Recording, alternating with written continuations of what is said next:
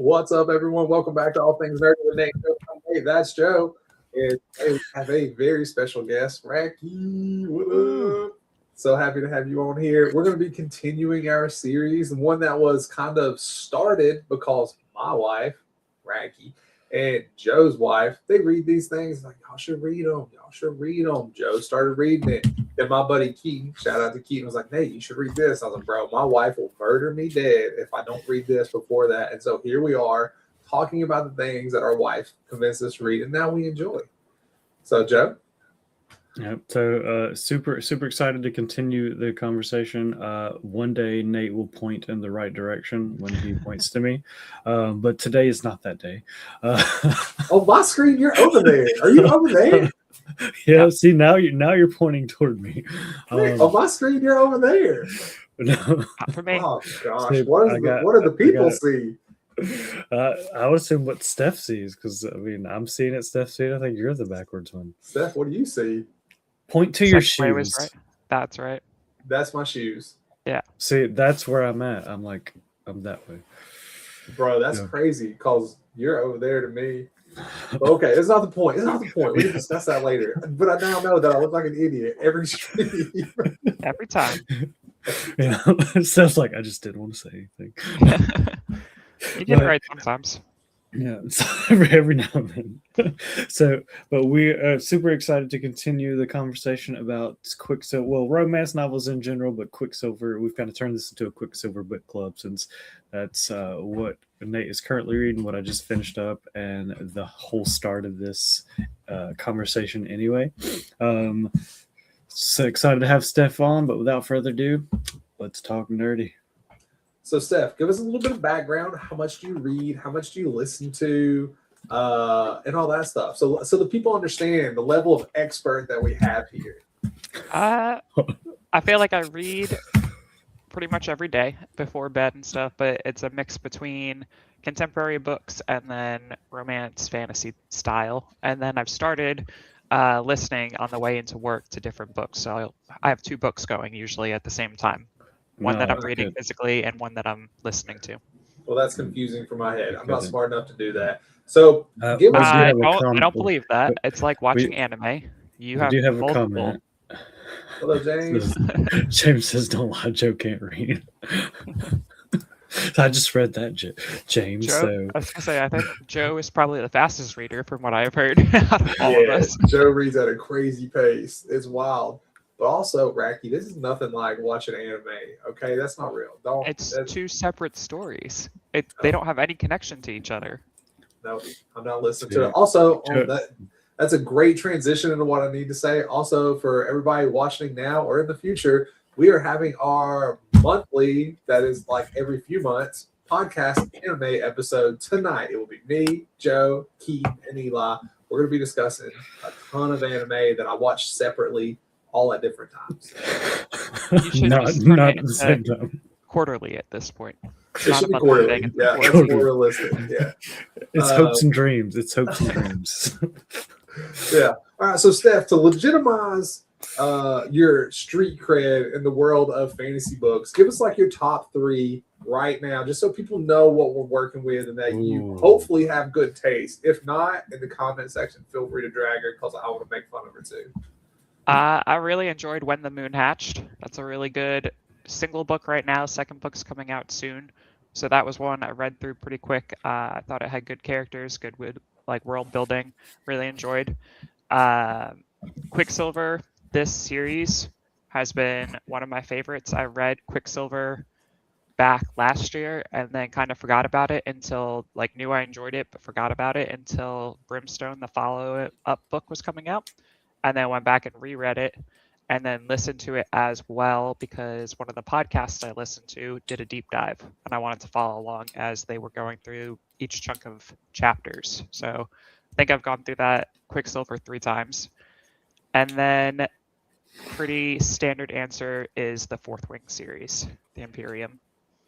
I just want to say, I don't think I've read 3 books in my whole adult life. If you've read the same book 3 times, that's crazy. It's impressive. That's crazy to me. That's wild work. But okay, I feel like those are solid books. I know of Fourth Wing series. Well, I know of all these, but like fourth wing. I think there's a series coming out, and then Quicksilver, and all. And we are kind of that's kind of what spurred this, right? Like that's kind of what started this, us getting into it, and then us like, well, let's talk about it. And then I was like, Joe, you read this, we can break it down chapter by chapter. And we were like, we're gonna do 5 chapters, and then we only got through like 2 chapters, maybe 3. So we are going slower than anticipated, but we're here for it. Yeah, it's crazy that Quicksilver is in your top 3 because like I don't know, it is really good, and I can see why it's in your top 3. I haven't. I have a question for you. Go ahead. Based on that, you said you were reading the Zodiac or the Wolf. What was the series you just finished? The Zodiac Wolves Is that a part of the Zodiac Academy? is not. I think it's completely different. Okay, I was gonna have a lot of feedback for you judging my my top 3 book. No, I wasn't judging it. It was Okay. I was just saying like Yeah. It speaks volumes of how good the book is that it's Okay. in your top 3, and you've read it 3 times like that. Like I wasn't judging it. I've enjoyed Quicksilver. Yeah. Like once I picked it up, I was like, well, now I'm gonna finish. And, like, Yeah, Joe, Callie Hart does a where great would it job. fall for you? I'd say it would be. Well, again, I haven't read that many.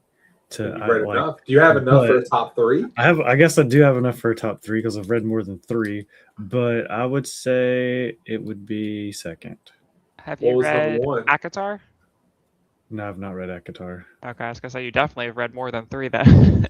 I read the Throne on Glass series, which is by the same author, but and then I've read the Zodiac Wolves, I read the Fourth Wing, and now I've read Quicksilver. I think so. I've read 4. It's not that many, but Yeah, but it's still top 3. I mean, I would put 4. I think I would put Fourth Wing above it, but I want to read the second book before I finally, because the Fourth Wing as a series is really well done. And just for people to know, Joe like reads like with his eyeballs. I listen read, which is not the same. Which is not the same. That's a heated debate in the Leon family. It was. I did not even know what I stirred up. We were all at a cabin chilling. I was like, is reading and listening the same? One was very adamant that it was because she mostly listens and doesn't read. And the other 2 mostly read and supplement with listening. Now, I only listen, and I feel like a cheater when I say that I read because I don't read. My eyes have not looked upon any words at all. In defense, the mostly listen person does usually have what they call an eyeball book. So they have an eyeball book and a listening book. Okay. Well, nonetheless, so what do you think, Joe? Is listening reading? I believe it is because you're still ingesting the book. You're getting the story like you're. I don't know. Like if you didn't listen to it, you wouldn't know the story. I don't know. I think it's the same because you still have to. You have to give it the attention to basically the same amount of attention. It's just auditory versus visual. It is nowhere near that. I cannot read and drive, but I can listen and drive. It is not the same amount of attention, Joe. That's not real. That is completely false. You can think they're similar. That's fine. Just because you can't multitask driving with it doesn't mean it's not the same amount of attention. Because you can listen to something but not listen to it. If you're listening to it and actually listening to it and understanding the story, understanding the plot, forming the vision in your head, that is the same thing as reading. Because basically reading is just looking at words and hallucinating. If you're listening to it and doing the same thing, that might be the best description of reading. You can get so many people into reading, but like reading is just using your eyeballs and hallucinating, like picturing and dreaming. That's great. That's great. Well, let's get into the book. All right, let's get into the book. We don't got to talk about this anymore. So we left off. She was taken by the guards, and she had just got to the palace. That is where we left it, right? So quick recap for everybody. Saris, main character. It started out, she was like being choked by a guard. The guard, when found out she was from the 3rd ward, dropped his glove, just kind of making fun of her about how gross she is and all that stuff. She snatched it, snatches, and dipped, right? And then they started like hunting her down, all of that. She went back to her home little pub where she ran into Carrion, who is like 6'8", and that is very important later in the story to give you some descriptors and understanding. Cause when they said, I was like, holy fuck, this thing is huge, right? Anyway, so Carrion was there. Carrion is hilarious. Easily one of my favorite characters. I'm not gonna lie, dude is fucking hilarious, right? And then her brother takes said gauntlet that he was asked to hold and left with it, and then he was found by the guards. She runs out, defends her brother, cuts up a couple guards because she's a badass, right? And then she's finally captured by the main guard. I can't remember his name. Heron, right? Heron, and now they're at the prison, the castle, or whatever, and the Queen Madra, right? We are waiting for her to be there to sentence Saris. One quick pause in the recap. So he didn't necessarily take off his glove to make fun of her. He was actually truly disgusted and thought he was going to catch a disease because that's how low the third ward is. And the queen is like basically said they're diseased and they're like exiled and quarantined off, that kind of stuff. So it wasn't really like, ooh, you're so gross. It was actual like, oh my God, I touched her. Like I might get this disease. Like I might be contaminated. Bubonic plague is going to come out and take me out here. When she was afraid of that, but then he was more afraid of the consequences of losing that gauntlet after she took it. So So also, Madra, can we just talk about though, like they're wearing this gold ass armor. Sorry, person, in the middle of the desert. Seems like a very poor choice. Yeah, you know how hot that would be. Like like it's conducting heat, right? Wait, is gold like? How does that work? No, I'm sure it's still hot as fuck. Heavy. Yeah, it's heavy as hell. It's hot. So let's talk about Madra and how they build up the queen. Everyone is terrified of the queen. The guard chasing Saris, because it wasn't just like I'll get another gauntlet, whatever. The guard was chasing Saris forever to try to find this gauntlet because of how scared of Madra he was. Mm-hmm. Yeah. And then we get to the cell where Heron is holding Saris, and they talk about Madra. And Saris then tells Heron something about how he doesn't appreciate his pedestal of, what is it? Oh my God. Like his place of privilege? Yeah, his pedestal of privilege and all that. And they get into it. And there's a moment where I thought Heron was going to be human, right? And just kind of be like, Saris, I'm sorry. Like, this sucks. I hate this for you. Lived for 1,000+ years. Everybody is confused of how she is immortal when she has gotten rid of magic. She has burned any books that are relative like to the Fae. A lot of people think the Fae are made up and stuff like that, not real. So no one understands how Madra's lived forever. But this bitch, she's crazy, right? So Heron is like, I'm gonna need you to like really act this out, but I'm gonna stab you. Like you're gonna get got, but I'm gonna need you like a stuck. Well, that is after like the queen has already came down and basically left, though. Like, so the queen comes down and she's just freaking out, right? She's like, the Fae sent you or something like that. She's just like all crazy, like that Saris is some conspiracy against her when she's like, dude, I'm poor and I needed food. That's why I stole the glove. But no, she thinks it's a whole big conspiracy, freaks out, starts screaming and yelling, and then, all right, leaves and says, kill her and make her scream for me. And then I think that's where we left off last time, was that Harold was just like, I have to do this, and I'm going to make it quick for you, because he respects her, I guess, but he still sleazeball. Yeah, Heron's a weird character though, because there is, like Nate was saying, there's that like hint of, is there something else happening with him?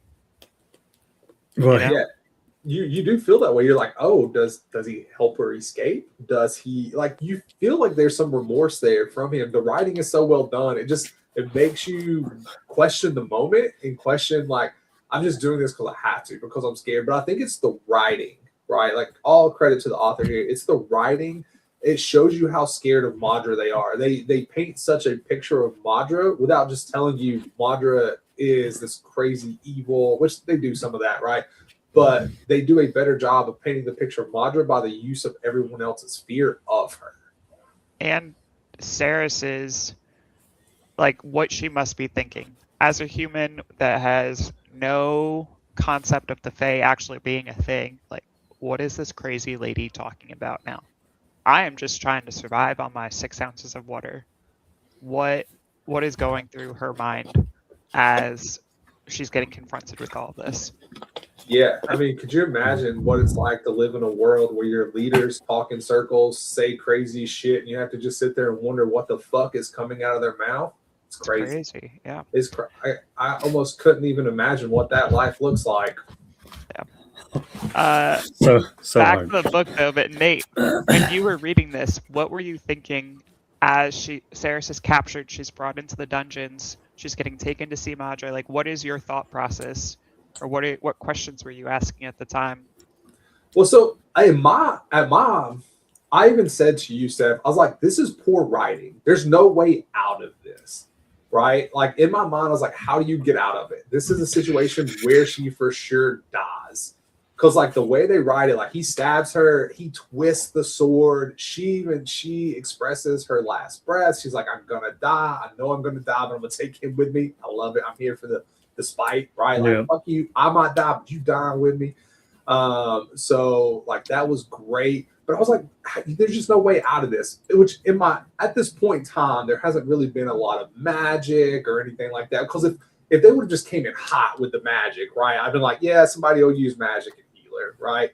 But that has not been established in this world yet at all. So I'm like, the fuck? How is there 38 more chapters to this book when she's going to die right now? Are we going to just go to her brother? Are we just going to, like, character cross and be like, oh, Ceres is the person. Now we got to deal with, stupid old Hayden. I was like, I don't want that.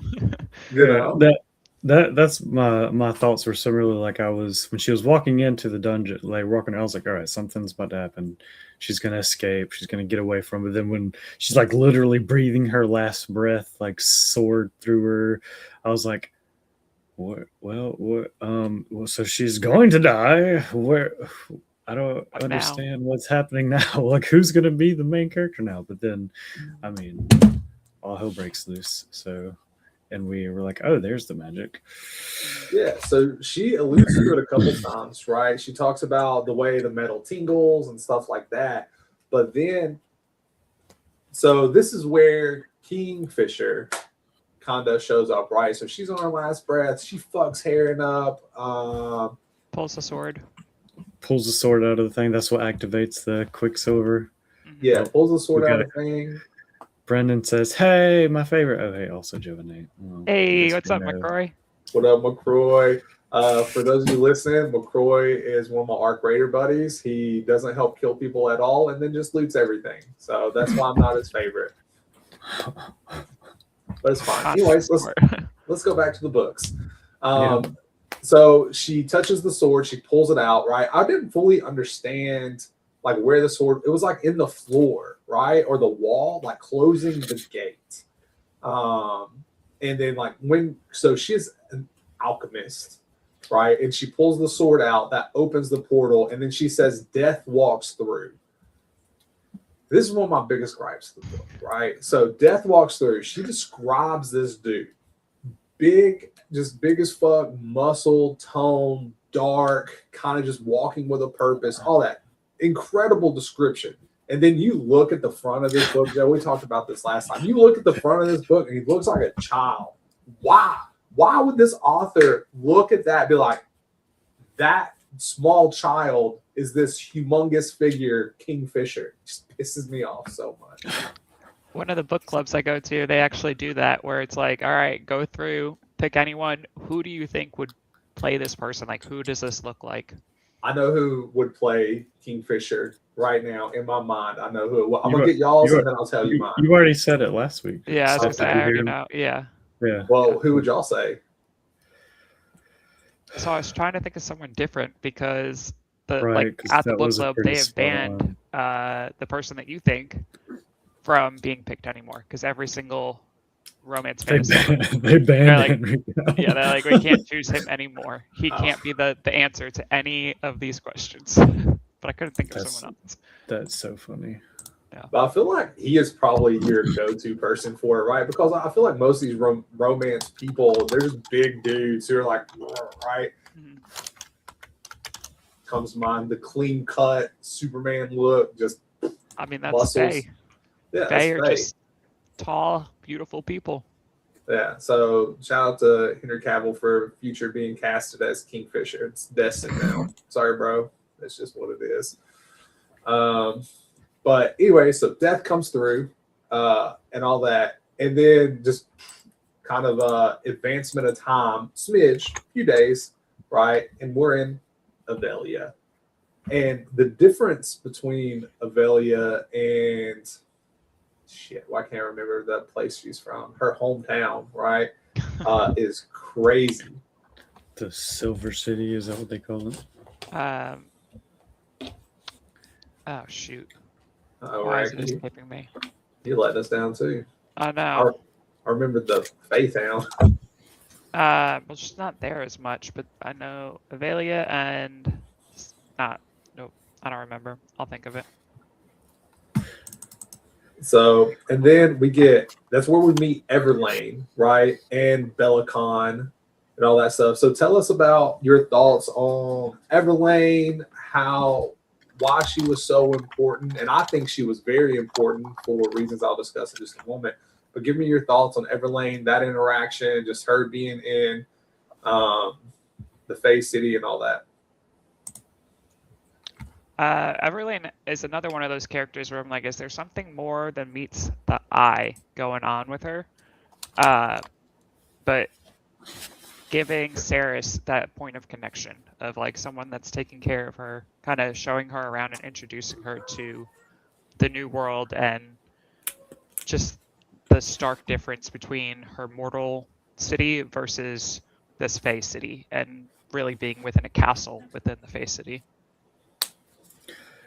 Yeah, I think kind of from Ceres's perspective, like I didn't necessarily trust her at first. So I was like, come on, the first Fae person she's gonna wake up and see is gonna be like the best and nicest, and yeah, I was like, there's a trick. They're trying to get something out of her, something like that. But it seemed like Everlane's actually just genuinely a nice person. Or Fae. Zelvarin is the city. Sylvarin, yeah. Sorry. So go ahead, Steph. I was gonna say the relationships Everlane has with other characters was also a good way that Callie Hart, the author, I think tells you things about the other characters within that world without just saying it right out, like Everlane's interactions with them. Yeah. And Fisher. I think Ceres to Sylvarin, right? To the Fae world and all those things is because she was nice, she was welcoming, she explained everything, she was kind. If you've ever been anywhere and you have a bad interaction with somebody, you just immediately want to leave. So she used Everlane as kind of that connection to keep her there. And then that bridged into, Kingfisher, the Quicksilver, Ren, the book person, all those things. But that was all anchored by Everlane.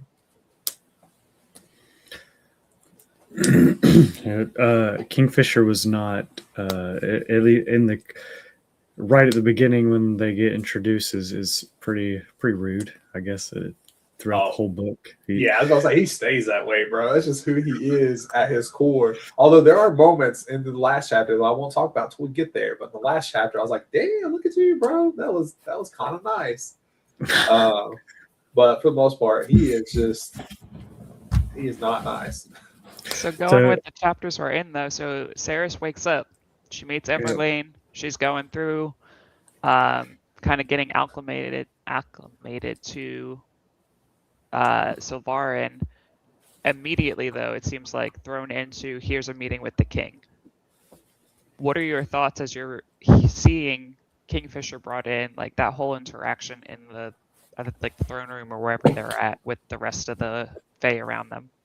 So I think it paints a picture of the brutality of the Fae, right? Like it shows you like Belicon and who he is and kind of his meanness and conviction and just like how driven he is, I guess, to be the absolute ruler and all that stuff of the Fae, which is a stark difference from like Everlane, because Everlane is nice, she's caring and all that, but she does tell you like, oh, you will have to dress up or it'll be disrespectful, and you do have to do this or it's disrespectful. So it shows you that like there is Madra, who they do a wonderful job of painting the picture of as evil, right? And then she comes to this world and she's got water, she's got food, she's well taken care of. But then they draw similarities with Belicon and how he is kind of towards people as well by talking about what he does to Kingfisher. Yeah, I would say it was instantly dislike for the king. Oh, I hate that mother effort. Yeah. I was like, oh, this guy's a jerk. Basically reminded me very much of the kind of the king and throne of glass when you get introduced to him, and I was like, well, here we go again, another asshole on the throne as always. I feel like the only way you get to the top is by being yeah. Right. What'd you say, Steph? What else are you gonna make a book about if there's a nice king and everything's going well? Now what? That's true. That's fair. I guess it's not worth writing about. Yeah, but for you, Joe, I know Nate, when you were reading, you were like, wait a minute. Like you kept trying to ask questions about the relationships between the characters and everything. Joe, as you were reading, did you have similar, I guess, questions about like, how is this person actually related to this person? Or like, is this really what's going on within this family? Talking specifically about like Everlane, Belicon, and Fisher. Yep. I mean, I was super confused. I was like, wait a minute. Why does he hate him so much?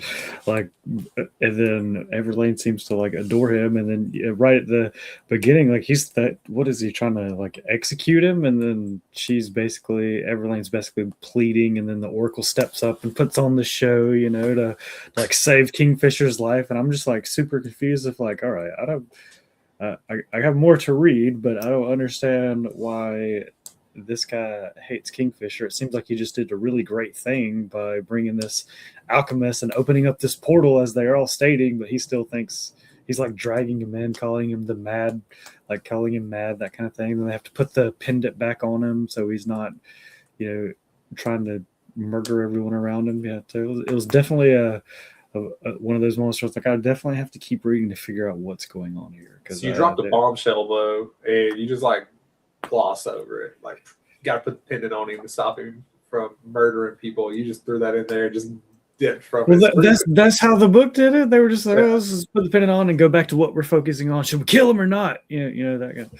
We're gonna go back. So initially, I thought Everlane and Kingfisher, I was like, okay, they hooking up. They got some feelings. They've been dating for 1,000+ years. It's fine. Turns out they're brother and sister, and I was still like, what in the Alabama is happening? I can say that because I'm from Alabama, so I'm not really hating, But I was like, oh my gosh, what this is taking a turn. I was like, Steph, what kind of books are you reading? Jesus Christ. And but then it explains that that's not real, that they just, she cares deeply for him because of the family bond and what Fisher's been through and all that. Now let's talk about the pendant. Pendant is important. The pendant was put on Ceres when she was in the human world. She was dying, so to bring her to this world without the Quicksilver. So this is more context of the book. It's not really relevant to this chapter because you find out more of this later. But I think for an understanding of this, we should talk about it. How do y'all feel? Do we want to talk about it, or we want to leave it for the chapter it actually gets discussed? Yeah. Okay, so talking about whatever you've read up through, is good.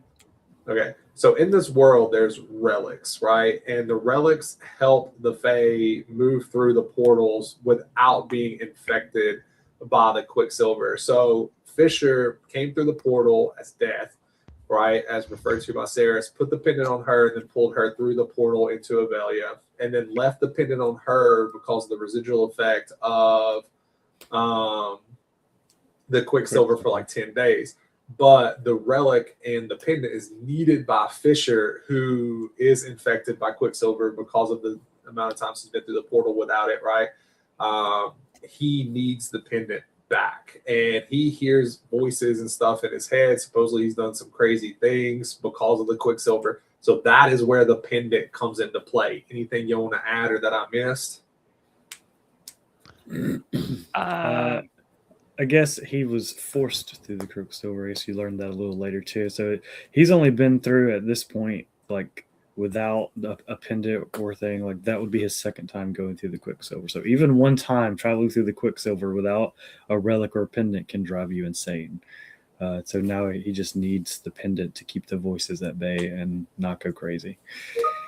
And he's been 10 days without it. So they drag him into this court still without the pendant. So he's not in his right mind. So he's still acting, as if the voices are driving him crazy to kind of set the picture a little bit more. Yeah. You learn too that like going through the Quicksilver with a relic wouldn't necessarily knock you out for 10 days. It's just because of the extensive injuries that she had that's why she needed to. That's why she was unconscious and out for so long. Again, sword, gut, twist, death, right? Like, Plus, she was stabbed here. She was stabbed several times, but yeah, she bleeds to death. The book is very descriptive. It's great. So, and then I guess that's a pretty solid stopping point, really, talking about Kingfisher there, because what would be next is going to be like the Forge, the Quicksilver there, her abilities. Onyx, yeah, that was hilarious. That was fun. The Forge is also where the book starts, just kind of tiptoes into the smut realm, right? Like just a little toe. I just got out of some smuttiness. I was like, damn, this is crazy. I thought the tiptoe of smuttiness. I was like, okay, Racky, I see what you're reading. This is crazy. And then it got into the real, and I was like, oh my god, I was like turning red. I was like, geez, I'm not listening to this in public. Came out after the first little interaction, and you're like, oh my gosh, it's whatever. And it's like, just you wait. Space here. Little does he know. I'm like listening to it in my car, like, because I'm hard of hearing, right? So I know I got it cranked up. I'm just wondering, like, can the person next to me, do they know can they hear what I'm hearing? Do they know what I'm listening to? Like, I'm looking at them, seeing if they're judging me. I'm like, I see your judgy eyes. Don't judge me. I'm doing this for my wife. It reminds me of those TikTok videos you see where they accidentally like swap the earbuds and they're like, "Oh God!" That's exactly. Yeah, 100%. When I game, Steph can like legit hear my headset in the other room, and I'm like, "What'd you say, guys? I can hear your headset from Alabama, Nate." Yeah. So, but do y'all agree? Solid stopping point, or we want to keep going? It's up to y'all. No, it's a little past time, and we're it's a good stop point. Then we can continue on getting into more of the magicalness and all of that, and story building and world building and stuff. So I think it's a good point. Yeah. And it gives you time to read more. Yeah. Okay, I'm reading at a fine pace. Y'all need to calm down with your nonsense shade. Again, we have our anime episode tonight, so tune into that and hang out with us, please. And Steph, Racky, we appreciate you jumping in and chatting with us about Quicksilver. Thank you. Thanks for having me here. I don't think I'll make next week. I'll be at the office, but appreciate being on now. All right, see y'all. See ya. See ya.